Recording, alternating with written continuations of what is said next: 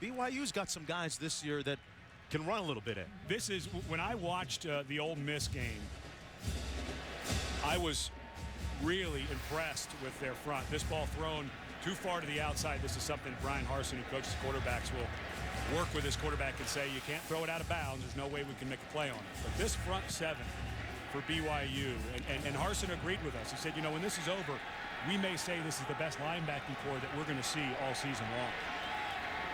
3rd and long. A little bit of movement up front.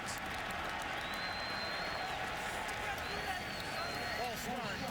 Offense, number 78. 5-yard penalty. Still 3rd down. Let's go downstairs to a well-hydrated Samantha Steele. Yeah, I'm trying down here. Guys, hydration an issue for both teams, but two very different schools of thought.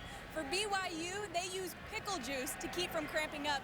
Over here at Texas, they use gummy bears. Now, I guess it's not really a bear. It's more like a circle, but it's fortified with energy and nutrition. And at halftime, they have peanut butter and jelly sandwiches. So it's old school football and old school food, guys. What's up with that? I think I'd rather have the gummy bears than the pickle juice. Tastes better. 3rd and long. Gilbert, he can run. And he fires a bounce pass incomplete for Jackson Shipley. They'll have to punt. It's another 3 and out for Texas, and you hear a smattering of boos. This is a young man, Garrett Gilbert. Remember, he was the guy that started last year when they went 5-7, threw an inordinate amount of interceptions, 17 on the season. Lost the starting job, Ed, in practice, and then got it back late. Yeah, they opened it up. Now let's watch his shoulders and see if he gets those around. Better job there. That was so much better than last year. Just a difficult throw on the run. Tucker with a low spiral, returnable at the 38-yard line by Jacobson. And Jacobson going to give BYU great field position and then some. McKay Jacobson, the 5'11 senior with good special teams work, and he got a nice block on the play by Preston Hadley. You know, when we were talking this week to the BYU coaches and players, just the level of confidence they have. I think the country kind of last year when they had that 1-4 start just dialed them out, and I don't think people realize how much better they got at the end of the season, returning 9 starters on offense, 8 starters on defense, and here they are at 3-0. And listen to this crowd. They're stunned. And I think maybe this crowd didn't understand how good this team was coming into this ballgame.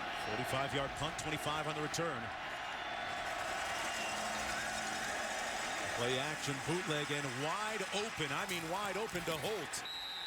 And Austin Holt with another 1st down.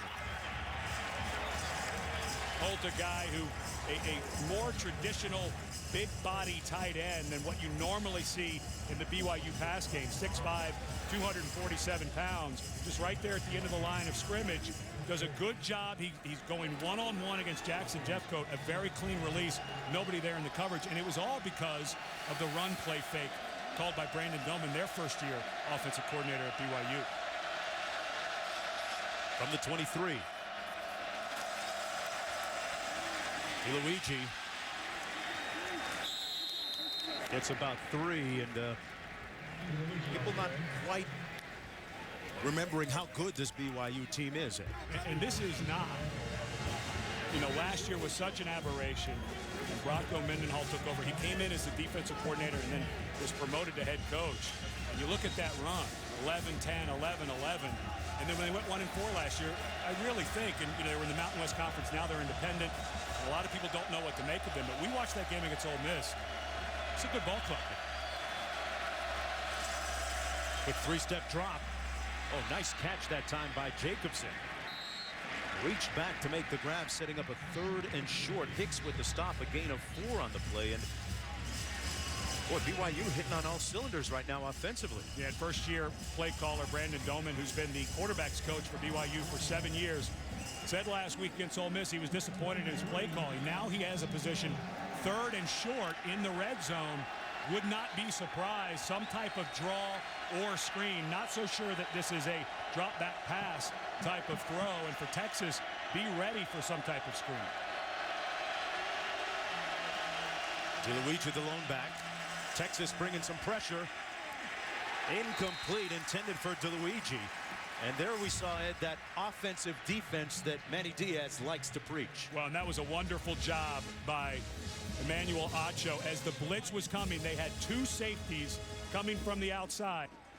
They had two safeties, so Acho actually has to watch the two safeties coming. Acho has to come all the way out and fight through the blocks to get there. A wonderful job. I do like the play call by Doman. If Acho doesn't get there, the blocks are there, and they easily pick up the first down. It's a nice job by Acho reading that. Well, Justin Sorensen made one earlier from 30. This one from 33. And he knocks through another one to make it 6-0 for the Cougars after that good punt return by Jacobson set it up. Longhorns will have the football when we come back, but so far all the scoring done by Justin Sorensen.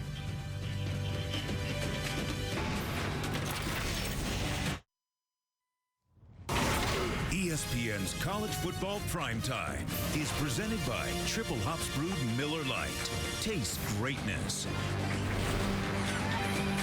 Welcome back, everyone, to Austin. I'll tell you one thing about Austin, folks. There's nobody sedentary sitting around here. People are extremely active. And look at Lady Bird Lake. People running, jogging, kayaking, canoeing. One guy who can run, who came back to the team on Tuesday, was U.S. long jump champion Marquise Goodwin. Just got back from Seoul, South Korea, where he competed in the World Championships. And really missed football. He was going to redshirt to get ready for the London Olympics, but he just missed it so much he wanted back. He's going to get an opportunity here. Goodwin trying to show off that speed and athletic talent that he showed in Daegu, South Korea a little bit ago. Of course, Texas, home of Sonia Richards, world champion in the 400 meters and gold medalist in the Olympics. Marshavette Myers, formerly Marshavette Booker. And we were talking to Brian Harsin, the new co-offensive coordinator, came in from Boise State, of course, replaced Greg Davis, the longtime coordinator, and we said, well, it's been a while since Goodwin did not go through spring, did not go through summer, did not go through fall camp. You know, are you going to use him? And he just started laughing. He said, he didn't forget how to be fast. So we're going to figure out a way to use him. That always works. 1st and 10.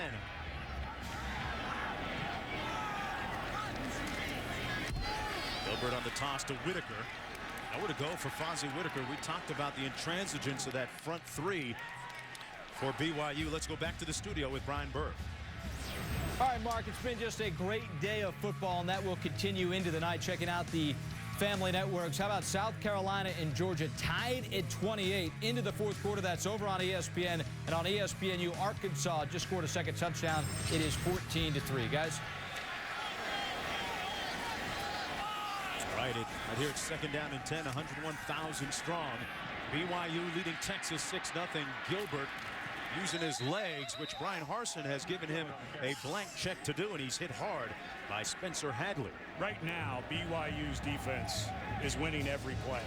They try to misdirection. We saw BYU run that earlier to Holt. There was nobody open, and we were talking to Bronco Mendenhall, serves as his own defense coordinator. He said, we are a little suspect in the secondary. We're going to do a couple things to help them out. That time, nowhere for Gilbert to go. 3 receivers out to the left of Garrett Gilbert.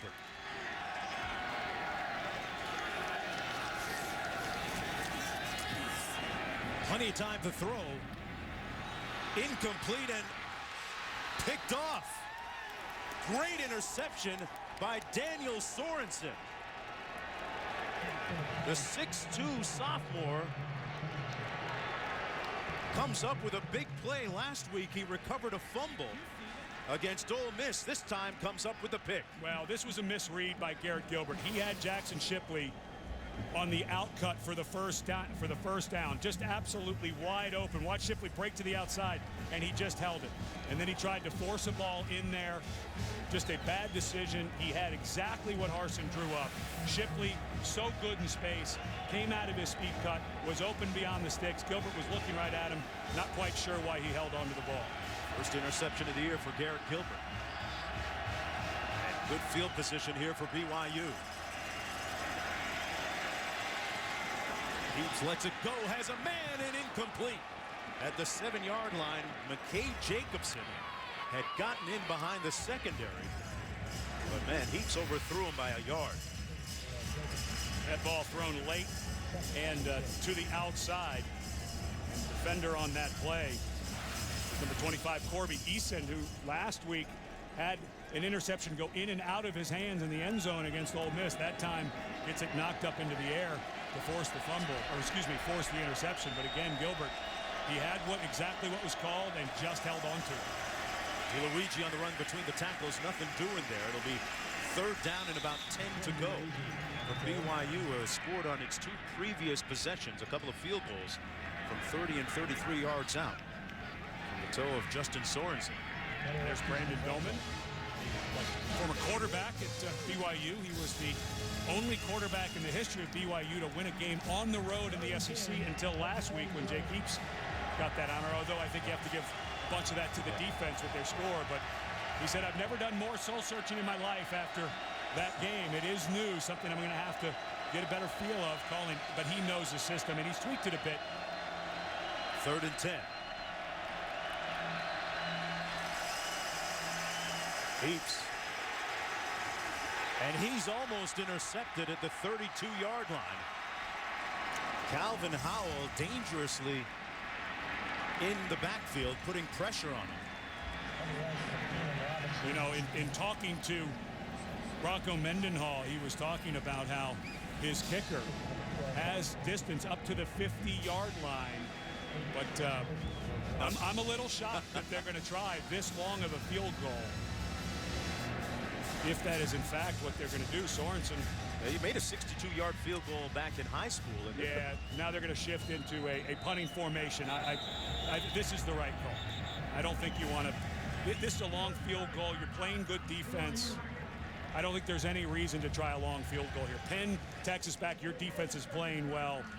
And a defensive coach, not surprised, he's going to punt this one away. You see what's written on the back of that shirt? Band of Brothers. This BYU team likes to preach the word infantry. They're united. There's no real one superstar guy that stands out over anyone else, and it's been a pretty good formula for them so far. Well, folks, Monday Night Football returns to ESPN September 12th. 2 games between division rivals. First at 7 Eastern, Tom Brady and the Patriots begin their season in Miami, where they'll face Brandon Marshall and the Dolphins. Then at 10:15 Eastern, Darren McFadden leads the Raiders against Kyle Orton and the Broncos. Monday Night Football on ESPN, September the 12th. It's that time of the year at Cunningham. Someday, Darren McFadden's going to be the answer to this question. Why did the Wildcat offense start? Him and Felix Jones. Saw a few of those. A lot of fun. Stevenson punting from his own 42. Ends up a high spiral. They're going to have a chance to down this inside the 5, and great special teams work by the Cougars. It's down at about the 3-yard line, a 40-yard punt, and nothing on the return. Garrett Gilbert, who threw a pick last time, 97 yards away, and a great pick here from Sorensen.